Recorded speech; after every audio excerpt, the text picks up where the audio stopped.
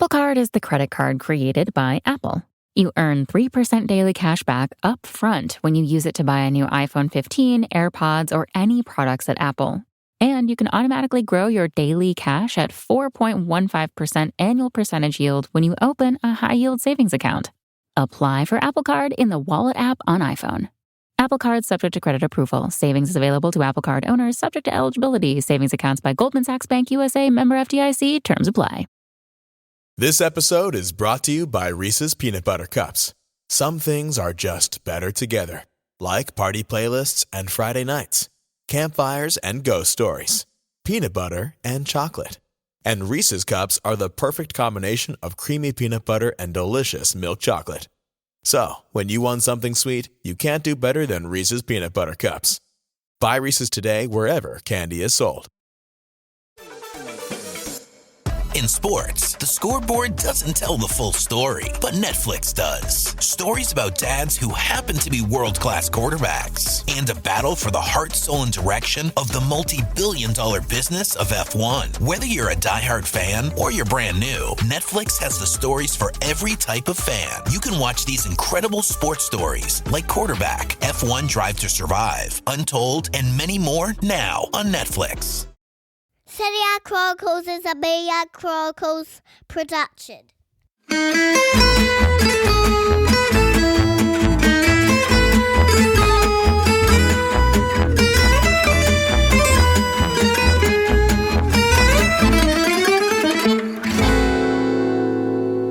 Hello and welcome to another episode of the Serie A Chronicles. I'm Mina Rzouki, and as always, I'm joined by Nicky Bandini. I just want to remind you that this episode is free for all of you to listen to. We always try to do that on the first of the month. Also to tell you that we have a 14-day free trial for our Chronicles Tifosi Patreon membership. Head on over to seriachronicles.com/Patreon now and subscribe to the Chronicles Tifosi membership for free. Hello, Nicky. How are you? How have you been? I'm good. I'm recovering from this Serie A weekend that was all twists and turns. I feel like I was living in that journalistic limbo you live in when you know something's coming, but you're not sure if you're writing that story now or if you're saving it for another week. Yeah, I mean, I had to watch kids this weekend, yeah? Mm-hmm. And then I had this huge weekend where Napoli could win the Scudetto, yeah?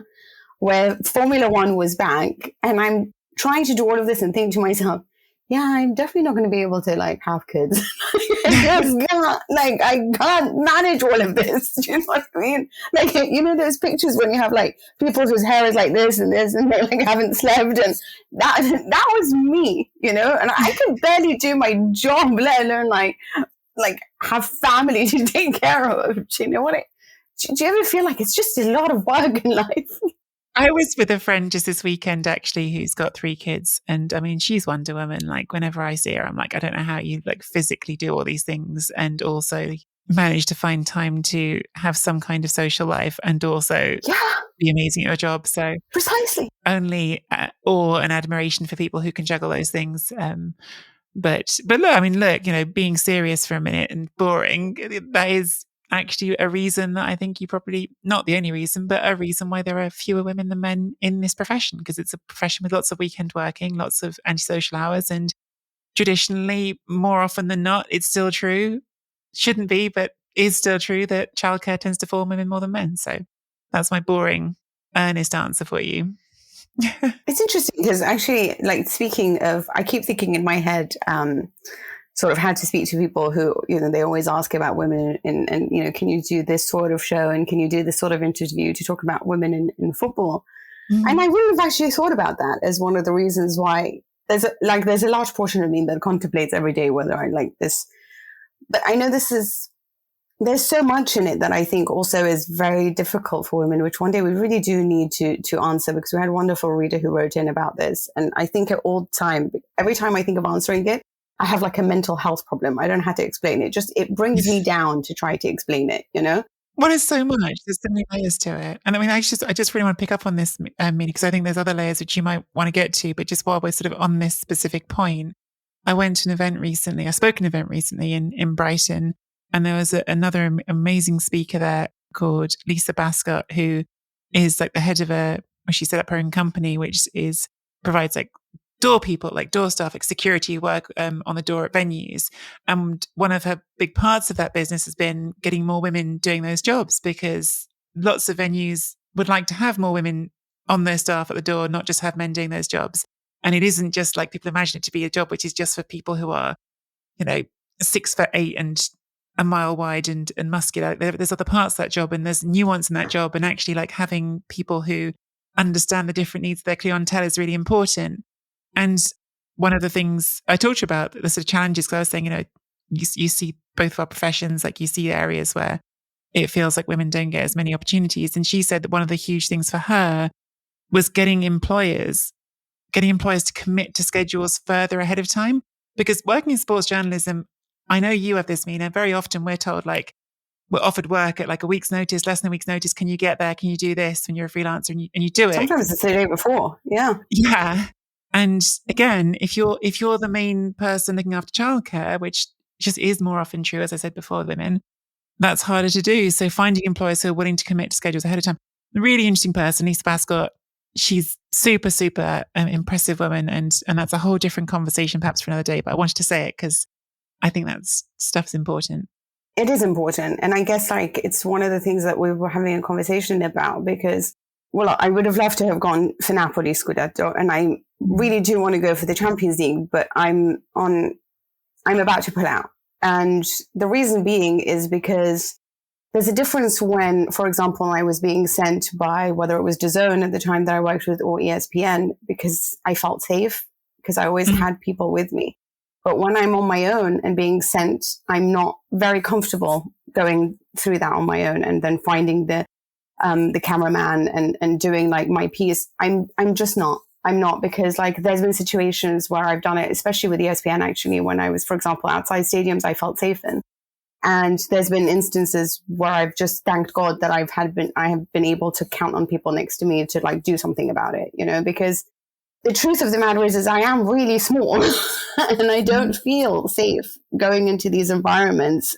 And I guess like half the time I just want to be invisible when I'm going in. And unless I'm going as part of a big group, I don't feel safe. And that was a lot of the reason ESPN used to send like 4 or 5 people with me, for the simple sake that I wouldn't ever like worry. And I do remember there was one time we were outside Juventus Stadium, and it was like 1 o'clock in the morning, and we somehow didn't have a ride home because we weren't with the Italian contingent. We were with, all of us had been sent from England. And it was me and 4 guys, and I was still nearly in tears because of how scared I was at that point, because we were like alone. We couldn't find a way back home. We had no way of knowing how we were going to find a way back home. There was no one and nothing to be seen after we had gotten over the crowd and everything. And I'm just saying that these types of things, imagine I was alone, I would have lost my mind at the time. So thankfully, we managed to get the hotel to send us a car and find our way back. But it's stuff like that I don't, maybe, some people don't have a safety issue. I do, because, like, for example, outside the stadium, someone was stabbed in Napoli, and it was a traffic like he was just crossing the road and he got stabbed, So there are things like this that you don't, it is a lot scarier. Whereas, for example, I don't necessarily feel that way in all stadiums in England. I do, for example, I took the kids to Stamford Bridge, and I felt, even then I felt a little bit on my nerves, but I didn't feel like that way, for example, when I go to other stadiums. And in Italy, I do. Like, one of the reasons, like even in Verona, which is one of my actually favorite stadiums. I know everyone hates it so much, but I don't know. I'm saying these are the kind of things that I feel like I have to think about and other people don't. No, I really get it, Mina. And I mean, look, I'm tall, but I mean, I promise you, I'm not made to get into an altercation either. And I even remember, God, what I mean? Exactly. No, but I do, and I also don't say that to minimize you being small either, because I don't. While I said that, I'm also aware. I think sometimes it makes me probably less of a target in some situations. Being tall, that's also can be true. I think a lot of people don't know about. A lot of guys don't know about things that happen. Even on the way back from the Euro 2020 final, this is in the middle of London. This is getting off the train at Marylebone. I had a guy following me and saying some like sexual stuff to me, basically. And I effectively just sort of scurried up behind a couple who I saw walking and was like, "Can I walk with you guys?" And they were like, "Yes." And I was lucky because I was like, well, these are nice people who happen to be around, and that sort of made it all right. And yeah, And actually, I think the thing that people don't see in the job is as well, we don't leave when other people leave a stadium. We leave much later. And I think if you go to Italy again, or Europe, in fact, not just Italy, it's another hour later. And I even had this trying to get back from San Siro the other day for the quarterfinal first leg. By the time you're done at the stadium, because if the game starts at 8 in England, it's starting at 9 in Italy. So it finishes at 11. And then you add on an hour or more to finish your work. And then the public transport isn't running. So then you've got to find somewhere to get home. Yeah, exactly. But cabs aren't just there waiting for you because it's 1 a.m. and there's still people, the system is still overloaded from the game. And yeah, no, I really get it. Especially if you're like at Spurs Stadium in London, where like it's really difficult because if there's no public transport, you're walking for hours trying to find a way to get home, you know? And if things aren't arranged, and a lot of taxis don't want to come and pick you up because it's craziness over there. I mean, one of the things is Stamford Bridge is that it's in the middle of this, you know, like there are a lot of them like Craven Cottage. You feel safe because you could just walk out and there's like, it's very busy areas, but Bernabeu as well is another one where you would feel a little bit safer there because again, it's bam smack in the middle of Madrid. So you don't feel like you're in the middle of like the Alliance Stadium at Juventus. You are in the wilderness. You know what I mean? Where you're like, I'm scared, and I'm scared in San Siro. I am. A lot of the time I am shaking, you know? So, and I think that people sort of like, you have to explain this because I just think sometimes I do wish in many other ways that I didn't have, like, I was like a guy that would just freely walk along. Not just any guy. I wish I was like a 6'6" guy, you know, that could just, you know, never feel this kind of like stuff that I feel, I think a lot of the times. And, you know, there's other things involved as well with how people treat you when you are in football. You know, the fact is that everyone sees you as a woman and you're never allowed to forget that. And I don't mean like they think you're a second class citizen in your knowledge, but, you know, #MeToo is an issue as well, you know, and unfortunately not everyone has caught on to what goes on in America, but this is another debate, but, you know, it's just one of those things. It's such an interesting and important conversation. And I'm worrying like, like, should we be talking about this now or should we be doing? Yeah, I was like, we should really be doing this on a separate note. Yeah. But I'm sorry if we have just gone into this, but it's just because it's been something that I've had to discuss because of whether or not I want to go and cover the games and how I can do it if I'm on my own and I'm not sent as part of a group, but just sent on my own. Anyway, let's talk about Napoli. Sorry, producer Simon. Sorry, everybody who tuned in just looking for a light-hearted football chat. We will produce that now for you, but we shall start off by the Instagram picture that producer Simon put up, which is a bottle, to say that Napoli bottled it. It was all set for them. Okay, so actually, Nicky, let me ask you about this because obviously the game was postponed. It was supposed to be played on Saturday. And then on Sunday was going to be the vital match between Inter and Lazio. And then discussions were held. There were concerns for public safety, or at least that was the reason given. And the game then got postponed to Sunday after the Inter-Lazio match. Now, there's a lot of journalists who are very angry with the decision to do it that way. A lot of fans of the northern clubs who were very angry in the decision. But then also, well, let me ask you, what do you think about that and explain it in a little bit more detail? I mean, first of all, I think out of everyone who has the right to get angry, the most justifiable angry, I thought was Danilo Ierfolino, the president of Salernitana, and then sort of echoed more gently by Paolo Sosa, who clearly didn't want to make headlines, but Ierfolino basically saying that he didn't feel like his club had been given any consideration at all. And, you know, actually we're in a relegation fight and this now means we've got a day less to prepare for our game against Fiorentina. And actually, why should the other club get to only say in this and not us? And I think that is really, really valid. I think that's really important. Yeah. Like, just because you're winning the league doesn't make you more important than Salernitana. And that's a competitive issue that I just, you know, the whole thing is very Italian. The fact that this is getting done. But honestly, like, in some ways, it reminded me of what went on during COVID, if you remember, Mina, or in the sort of post-COVID bit when they started playing again. Because what you had, this all gets started by the prefect of Naples. Prefect is a slightly hard government role to translate because it doesn't exist equivalent in England, for instance. But it's effectively like a representative of sort of the local authorities. The local government is represented by the prefect.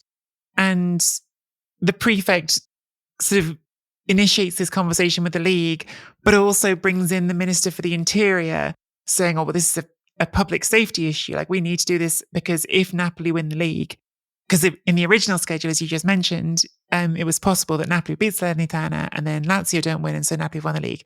Basically saying if that's how it happens, if Napoli win the league that way, then we're going to have celebrations going on all over the town. It's going to be chaotic. We're not going to be able to police it. Whereas if Napoli win the league at home, then we can police it. We can get everyone to come towards the stadium. We'll close off certain roads. We'll encourage the party to happen in one place, and we can police it. And on the one hand, I can see that as a logical sort of argument to make from the policing standpoint. On the other hand, it just sort of fits into this sort of greater national narrative, I feel like. Or perhaps it's specifically the lack of a national narrative in Italy, where everything is always special cases for special parts of the country that have their own rules, that have their own sort of, well, you know, because this hasn't happened, right? We've had lots and lots of league winners before who've won in the hotel, in the, you know, back home because of someone else's results. It's not normal that they do these sort of last minute changes. It didn't happen when Milan were winning, where Inter were winning, where Juventus were winning. And so we're sort of making special rules for special parts of the country based on their sort of local sentiments and driven by, in the end, politicians who do have a vested interest. I mean, as I understand it, apologies if it turns out that this has been misreported, but it's certainly been reported. Colomba the prefect is a Napoli fan. Would be not surprising. He's from Naples.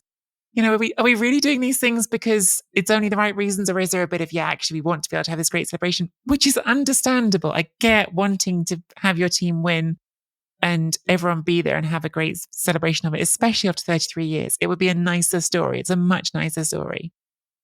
But it's also not a way to govern yourself. I don't know. To me, it's a very reactive form of government. When I say it's like the COVID thing, it just reminded me a lot of sort of when you had one local authority, you had sort of national rules set, and then one local authority saying, well, these are the rules here, and so your team can't travel, and then teams showing up to games and then not being an opponent there and sort of going through the motions of kicking the ball off and saying they weren't there. And then 2 months later, once we've all argued about it, we play the game anyway. And it's very frustrating sometimes. And I will say all that and also say, perhaps we all need to take the spirit of friend of the show who's been on before, Patrick Kendrick, who says you've got to just love this about Italy and embrace it. Yeah. Listen, I guess so. I mean, there are just some things that I do understand in the sense that I guess you do sometimes have to make different rules for different situations, right? And it is, and I also think that for a lot of them, they feel like Napoli winning it has become a worldwide sensation, and that there are just like, we did this whole hour long with BBC News on just news, not football. They didn't care about the football in the slightest, but just about how there wasn't even a single room available to rent. There wasn't, like, to the extent that their correspondent who lives in Rome, who was sent, they were asking her if she would stay on a boat. Like literally, that was the only thing. I would. I'll stay on a boat in Naples. That sounds okay. It's believe me, it's not a yacht. It was literally like this tiny boat that you'd have to sleep on, basically. Yeah. Mm-hmm. And it was like, it's that complicated, and the whole world is watching. Hey gang, just wanted to let you know that you can now get a free 14-day trial of our Chronicles Tifosi Patreon membership. Subscribe now for free for 14 days to get access to all of our full episodes, solo minisodes, bonus content, even behind the scene bonuses like our chats about football, and of course our chats about life in general. You can also get the entire back catalogue of Serie A Chronicles content. So head over to serieachronicles.com/Patreon and subscribe to the Chronicles Tifosi membership for free.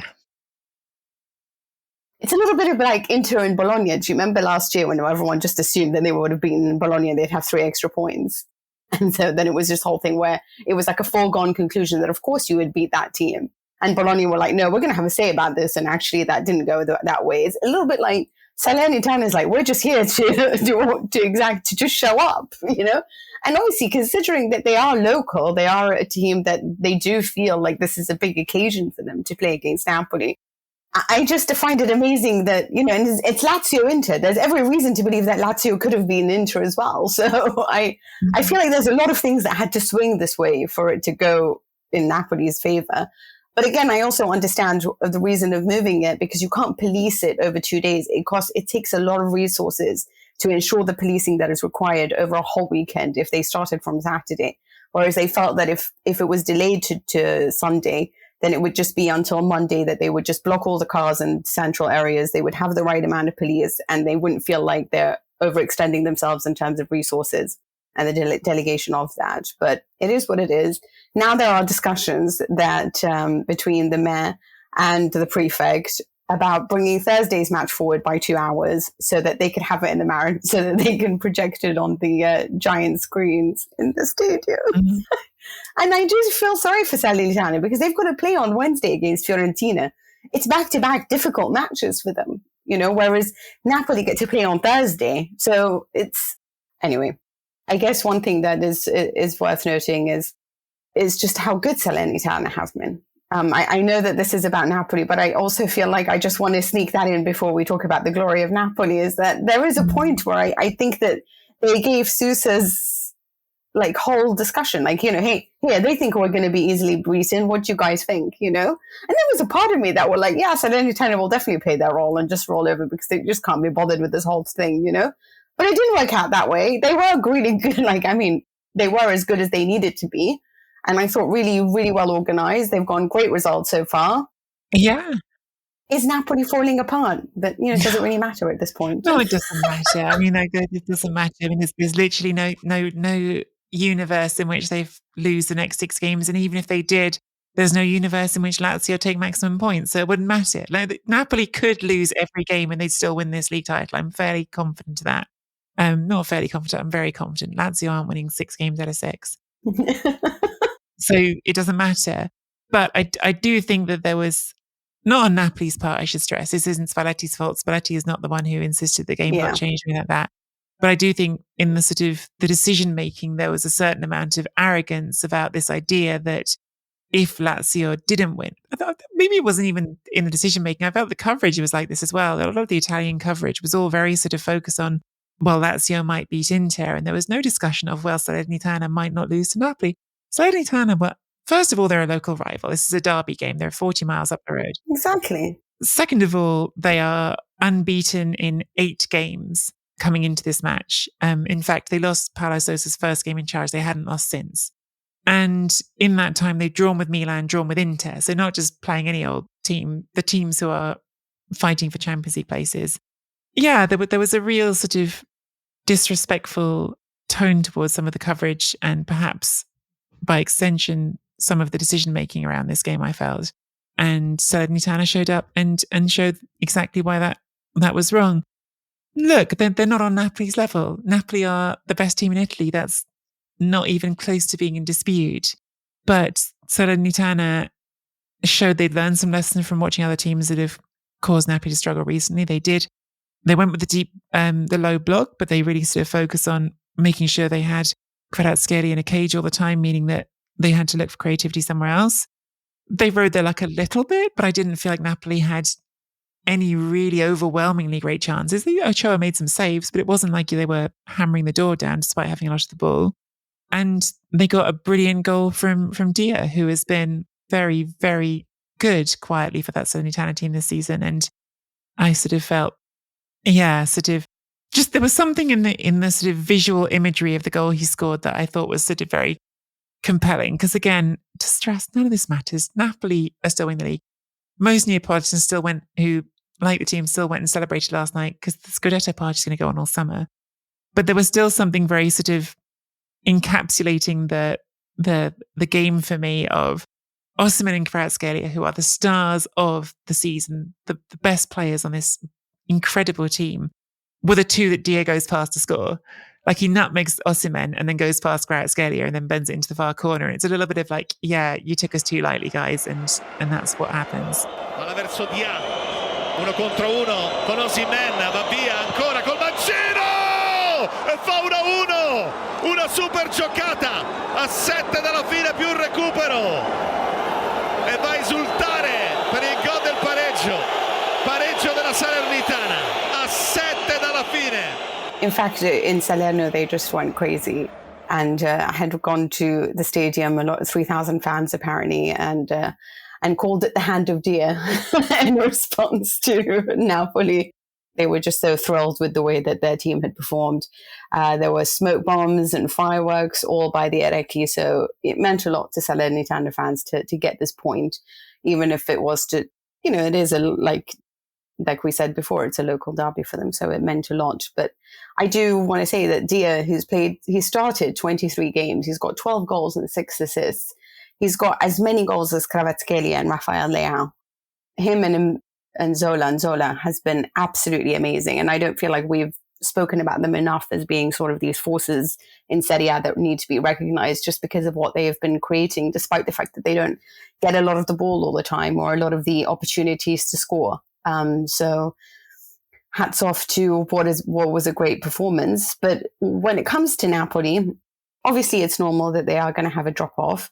We're not seeing them sort of move in the way that we are. The ball isn't moving as quickly enough. You feel like Zielinski and Lobotka aren't perhaps playing on the levels that they were before. You understand this also from an exhaustion point of view, but a mental fatigue generally from a very long season. Like Spalletti said, it's always the hardest towards the end. Is it that, or are you a little bit scared that teams might have found a blueprint on how to stop them? I think it's definitely going to be a fascinating dilemma question next season, assuming Kvaratskhelia doesn't go in the summer, whether or not he has been a bit found out. I think that's a big open question for me, because it does feel like his season started so brilliantly and has faded. Do you think he has been found out? Or do you think the fact that there's 2 men on him all the time is a little bit difficult? Yeah, exactly right. Exactly. It's easy to be found out when you've always got playing, 2-on-1 the whole game. Yeah, I'm not saying I think he has. I think that's an open question that maybe is interesting. In terms of the overall performance, I just find it sort of meaningless to judge it because it's like a proven thing, like in sort of, there's a reason, right, let's put it this way, there's a reason, like, and they've sort of done studies on it, why records get set in Olympic events in the athletics or big world championships. And it's because elite athletes do push each other to greater and greater heights because there's a motivation, there's competition, knowing you've got to be at your very best to beat these people pushes people to new levels. So when you take away the competitive element, which Napoli have been missing for probably a month, like they've known they're going to win this league for ages, it's kind of normal that the levels drop a bit. It's normal that they go, okay, well, we don't have to play our best football, so we could just take it easy. It's not like you consciously say we won't bother, but you just don't have that internal combustion. I don't know what the right word is. No, I see that. I'm not worried about it from that point of view. We'll find out next season, I think, on that front. So now we find out probably even on Wednesday, depending on what Lazio and Juventus do, whether or not Napoli can even just get away sometime without even needing to win against Udinese, or a draw will suffice should the others not do as well as expected. But otherwise, they can go away to Udinese and achieve the win. There'll be huge celebrations, as they so richly deserve, for the tremendous season that they had. Finisce qui. Finisce dunque 1-1 fra Napoli e Salernitana. La festa del Napoli è rimandata. I punti di vantaggio sulla seconda sono 18, aspettando la partita della Juve di questa sera.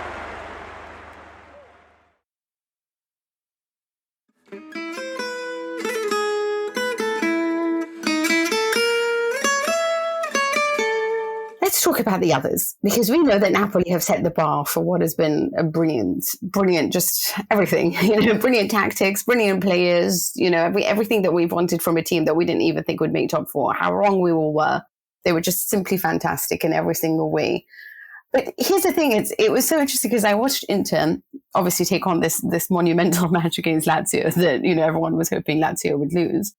I'm literally sitting there for 70 minutes going, like, how on earth is this happening? Like, how is it possible that Lazio is winning this, And Lazio showed a lot of the stuff that I really dislike about them, which is a little bit of the fact that they didn't show the best of themselves in this match as well, but they do rely a lot on being perfect rather than on sometimes just simplifying everything and playing the game that they need to play, as opposed to, they don't make allowances for mistakes. And I think that's always been my issue with Sarri, is because he does like perfect football and you just can't. So when they concede a goal, it always ends up being like 2 or 3, or it never just ends up being sort of a 1-0 loss.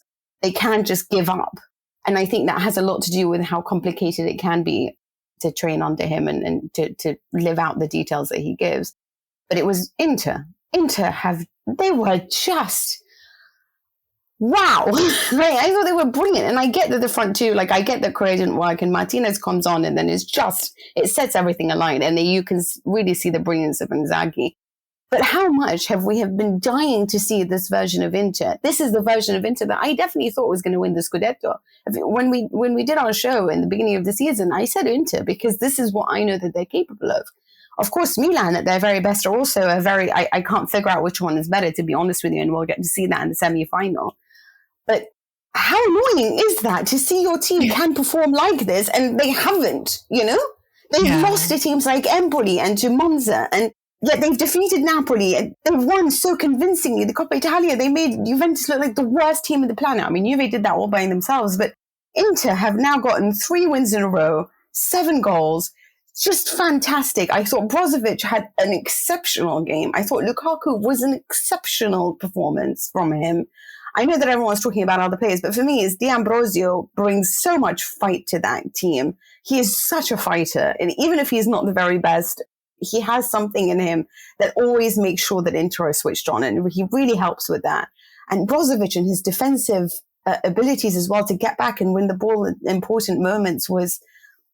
God, this was a brilliant Inter. Like, God, can we see this for the remainder of the season? Yeah, I mean, I think there's a certain amount with Inter that perhaps it's just like this has kind of been really close to happening for a while. We talked about those games when they were not getting results, but they were taking a million shots and just somehow it wasn't going in. And maybe some of it is just that sort of finally evening out. But I actually was just thinking like some of this game...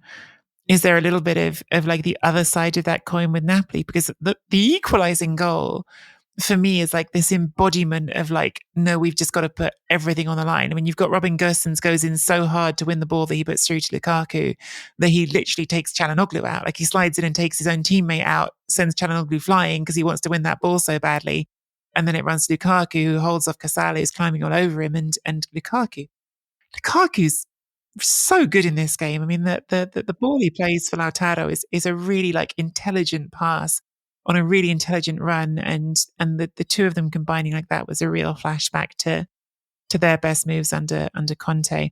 But then the second goal, which they go ahead on, I mean, Gosens, who admittedly is only on the pitch for about 20 minutes, he literally like separates his shoulder. He's going so hard after that volley that he ends up getting taken out of the game. So Gosens, I think for commitment alone helps swing this game. But Lukaku's assist on that one was beautiful as well. It's a really, really delicate ball to the back post. So really impressive from Romelu, I thought.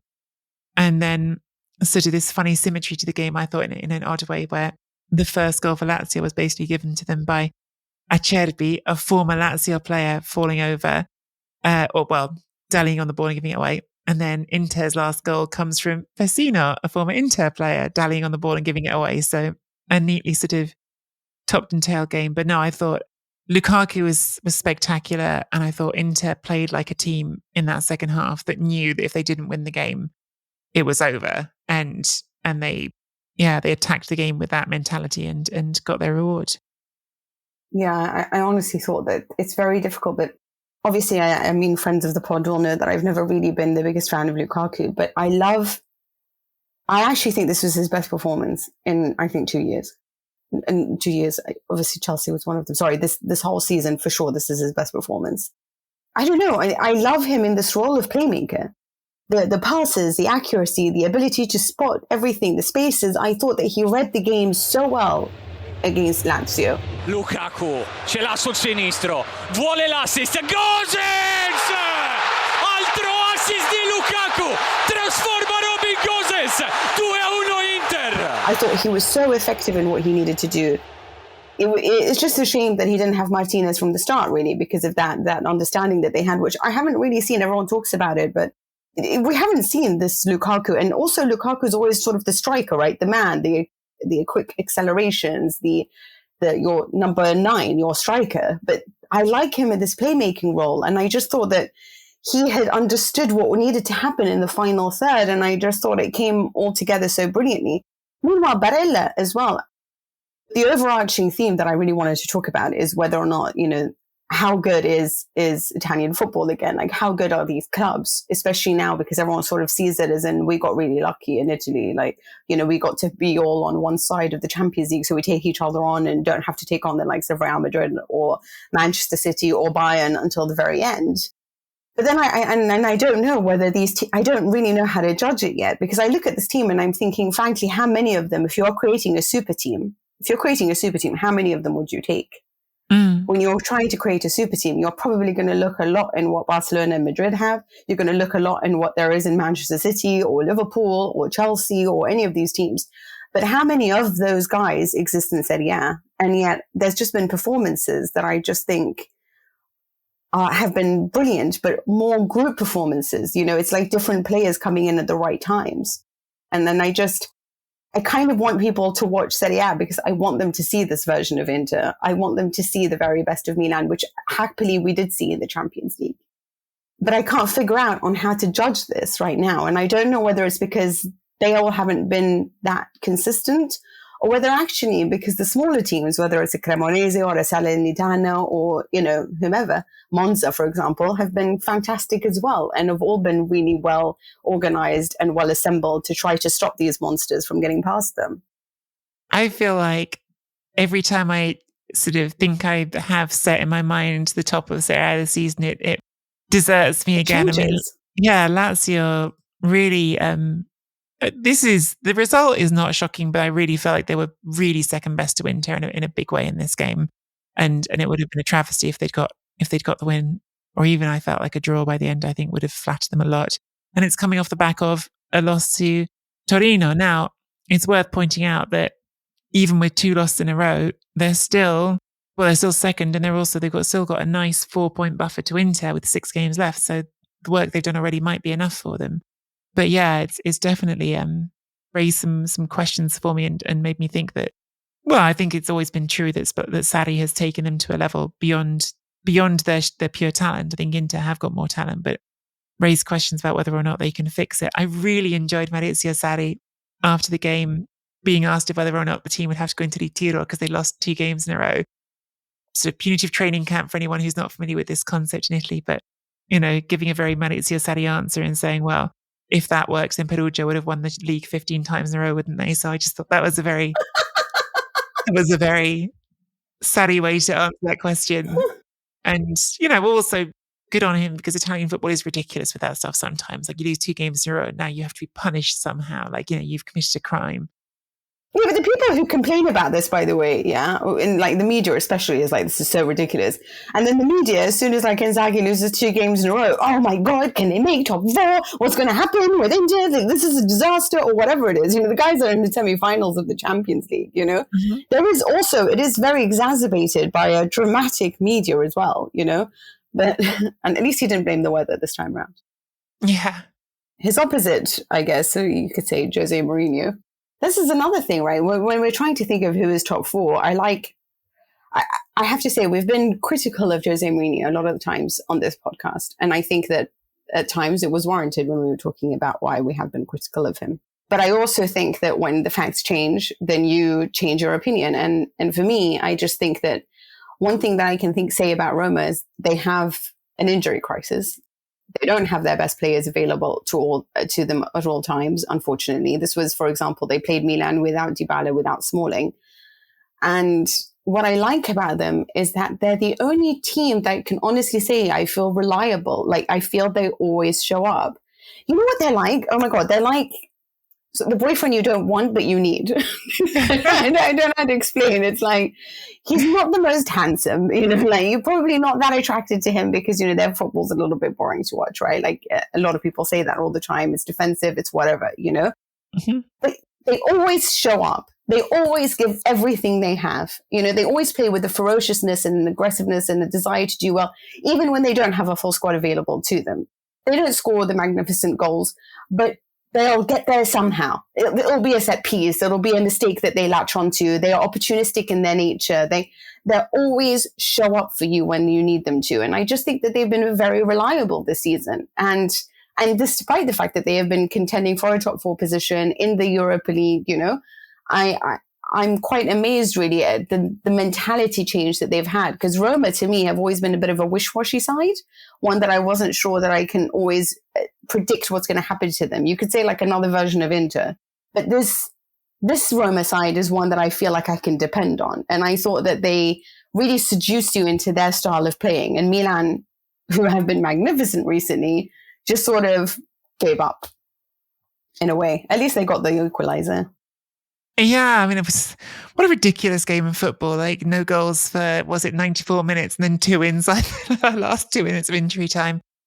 I think Roma deserve all the credit in the world for continuing to produce these performances, as you're saying, Mina, with the injury list that is really mounting up now. And Jose, I think, sort of saying at full time, we've been well accustomed to him throwing his team, including the Roma team, under the bus sometimes when he's not happy with them, but saying he's can't be upset with them, even though he feels like it was points dropped because of what happened, because he just feels like they're all going above and beyond to keep going where they can. And yeah, the Smalling injury is a big one at the back. Losing Wijnaldum when you're interested in getting him integrated in the team again really hurts. The fact they've had Kumbula now is out. Yeah, obviously Dybala is a bit of a special case, because I feel like if you sign Dybala, you expect him to be in and out. That's just the deal. That's what you get. But still, overall, lots of injuries, and it's definitely getting to the point where I think, but again, I feel prisoner of the moment on everything, Mina. I think now when I look at the top 4 race, they're the one who I'm seeing falling out of it, just because I think there's so many big games still to come, and their squad is the one that's been stretched the hardest. But to me, it felt like maybe this was a sliding doors moment for them on their top 4 push. Winning this game would have been really big because it's against a direct rival, but not winning it, I think, with the sort of cumulative impact of losing players, it might just be slipping away from them. What about Milan's hopes? So we saw what has been a fantastic Milan, but you can understand that sort of it's been a really hard 6 weeks for them. You know, they've taken on Napoli 3 times. They've had the Champions League push. It's been many games for them, and you feel like a little bit now they can't really depend on a full squad in the sense that they've got a great starting 11. We talked about this several times before, but do you feel like do you trust them getting past Inter? In the Champions League, I'm currently leaning towards Inter, and in the league, am I leaning towards Inter in the league as well? In the league, do you trust them then? I have really I don't know if you'll find it interesting, but I have very sort of specific sort of feelings about Milan, because I've been thinking in the back of my mind for a while. Obviously, they're not as good as Manchester City. I'm not going to say they are, and I don't think anyone would.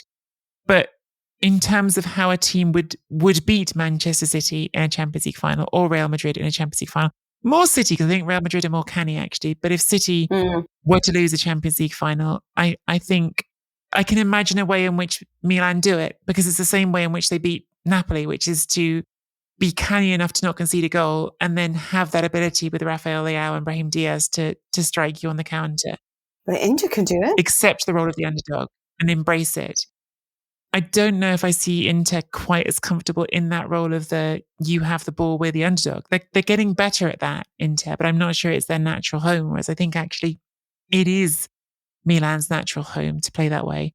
The problem is in Serie A, sometimes you can't play that way. You've got to play the overdog role, and I'm not sure they're as good at playing the overdog, actually. I think they struggle with that sometimes for the reasons that we've talked about all season, which is they haven't got a variety of tools up front, really. They've got very specific good players, but they haven't got depth and they haven't got sort of breadth of options. I think Inter have more variety to their game. They've got more different ways they can do things, but they're not necessarily as good at the one thing of being a team that could play fast break football as Milan can. I don't know. I think Milan, the squad is thinner than Inter's, and at this point in the season, this week, it starts to feel very relevant. Inter are playing really good football. Milan look tired, but it's changing week to week, Mina, and I feel like I'm flip-flopping as well, so I'm going to not commit to anything until the week of the Champions League game, I think. I'll put it this way. I'm leaning towards Inter beating Milan because I think that overall they can manage it. It's about controlling your emotions, and I would like to see if they're there on a maturity level. Mm-hmm. But it comes to Manchester City, I disagree. I think Inter can do it better. Isn't that weird? Yeah. So, listeners, we want to hear what you think, yeah? Not if it's Real Madrid, because I do think Real Madrid is quite wily in the sense that they've got an Italian coach, so he's He will play the game he needs to play. Yeah. But Manchester City have very clear and identified a very clear identity. So we know exactly the way they'll play and how they'll approach this game. Who is better at defeating them? Will it be Milan or will it be Inter? Questions on a postcard. So send that through and tell us what you think. I don't know what it is. I do lean towards Inter because I think that they've handled the big games quite well. I do really want it to be Real Madrid and Milan, though. That's a kind of a little bit nod to nostalgia, but I also think Inter sort of really deserve a final because of Inzaghi and the way that... Anyway, I don't know. Questions on a postcard, who would win this? But yes, it keeps changing. I think that we need to mention that Juventus managed to get a draw against Bologna. It was wonderful to see Milik as a ballerina. I think that it was lovely to see that wonderful, Zaza imitation, if you like. I don't know what that is on the penalty, but it was one of the worst penalties I think I've ever watched in my life. But it is what it is. Luckily, he did get a goal that finally, maybe shook off any bad thoughts that he's been carrying recently. Do you still believe that Juventus can make top four in this current form? Because they've really been dreadful to watch. Yeah, they've been really not impressive the last few games. I don't know, Mina. All of this stuff still has the ongoing case hanging over them. They haven't been good, and it sort of feels like behind the scenes isn't great at the moment. With obviously reports coming out from another friend of the show, Adriano Del Monte, reporting Chiesa and Allegri not seeing eye to eye at the moment, and that sort of story doesn't speak to perhaps the best locker room harmony. But also, if any one team seems sort of capable of doing the cortomuso, winning when things aren't great, it kind of is Juventus. Can I imagine them grinding out 6-1-0 wins from here despite not being good the last few games? Yeah, I can imagine it. Will it happen? I don't know, but I can imagine it. Yeah, I think Chiesa has been unhappy for a while. I'm not going to lie. And I think that has a lot to do with sort of what he feels he wants to do and be allowed to do and the freedom to do, and what Allegri would like the team to do as a unit and how to function. And I think there's obviously disagreements of that. There was also stories of Di Maria pulling out of the squad when he found out he wasn't going to start this match, which just adds to the locker room disharmony. There are many like Rabiot, Danilo, who really like Allegri and wish him to stay and feel very comfortable with him. And there are others, obviously, in Chiesa. But I think that it's a little bit of what I wanted to sort of talk about. That is when I was discussing this, what I was told was it's a similar story. What I was saying is that if you remember, Verratti is a brilliant player, but Verratti wants to play the way he wants to play. And he's not willing to change what he thinks he's very good at, which is sometimes has a level of risk to the way that he plays. He introduces or he sort of provokes interaction, and then he tries to get past that. And Ancelotti at the time was very angry with him at PSG, and he kept trying to tell him to do things differently. But Verratti just said, you kind of have to love me the way I am because I'm not going to do it your way. Mm. And there was great anger over that. But Chiesa is a little bit like that too. He wants his freedom, but it's not conducive to what it is that they're trying to do as a unit. So I don't know how that is going to go. But I do remember that Allegri has spoken a lot about wanting him to be a striker, wanting him to play closer to goal. A lot with what Pioli wants from Leao. But Leao is more comfortable on the wing, and so is Chiesa. Chiesa wants to drift wide, and he wants to have the freedom to do so. But I also think for his own growth, there is a point where a lot of coaches is pushing it, but there have been other coaches who have been critical of the way that he plays his football. And he's not a starter for the national team because of the fact that he wants to do what he wants to do at all times, or at least that's the way that it seems. So I think that there is an element of sometimes playing a little bit with your head up, trying to involve yourself in the play rather than being individualistic on the ball, running forward and trying to do what you can do. Yes, sometimes you're magnificent when you do that, but the game doesn't always allow for you to do that. So there have been talks now with whether or not Alvaro Morata would come back. And a lot of that has to do with Morata being able to partake in the game in the final third, that right now Allegri doesn't feel he has the players to do that at the moment. So that's just a little bit meat on the bone for you. But when it comes to Allegri, there's a lot of conversations on whether or not he's going. I'm telling you right now, I know that you may be really sad to hear this, but he's not going anytime soon. And if it is the Dan that you want, they don't feel that Zidane they think he's exceptional, but perhaps for a team that is exceptional. And right now they don't feel they have an exceptional squad. They feel they have a squad that's in the middle of a project. They do want more next gen. They want to make their money count what they've invested. And so that's why you're seeing a lot of like rotations, a lot of experimentation. It's because they want to define what the squad is going to be for next season, what the squad is that could take them further. And this really does seem to be quite a project for them. So you can't just stop a project midway and introduce a guy who now has to judge all these players all over again, if that makes sense. So they'll take the hit if they need to, but everything is staying as it is. And if Chiesa is not happy, I don't know what we can do about that situation. But that's what I can give you in my 2 cents worth. Nicky, should we do some shout outs or? Yeah, that's it. Okay. So as always, we want to thank you for joining and becoming a Patreon member. Let's start off by saying thank you to Megan Horton, to Sean Campbell, and to Charlie, just Charlie. And thank you as well to Dane Noon, Richard Bevan, and Samuel Quattromani. Thank you all so much for supporting the show. Couldn't make it without you guys. Really appreciate everyone who subscribes and helps us make it happen. You can find us on Twitter at Nicky Bandini and at Mina Rzouki. You can subscribe to Serie A Chronicles on YouTube for clips and short videos of the show. And get yourself over to serieachronicles.com/Patreon. If you've enjoyed this show, as Mina said at the top, because this is a free episode, you can subscribe for free for a 14-day free trial to keep getting a few more free episodes and then decide if it's for you to do a full-time subscription.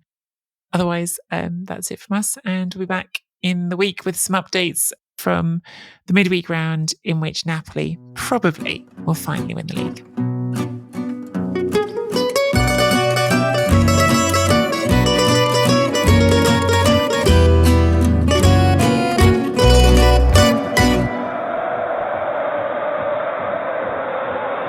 Centinaia di giornalisti e fotografi sono assiepati, aspettano il fischio finale per una pacifica invasione. Ed è la fine, Napoli campione d'Italia per la seconda volta, il Napoli ha vinto il secondo scudetto per la prima volta in un campionato a 18 squadre, dopo averlo vinto nell'86 campionato a 16 squadre. Napoli campione d'Italia. Ed ecco Maradona sotto gli spalti, Maradona, Diego Armando Maradona. Il più grande calciatore di tutti i tempi, il grande protagonista di questo campionato. Sports Social Podcast Network.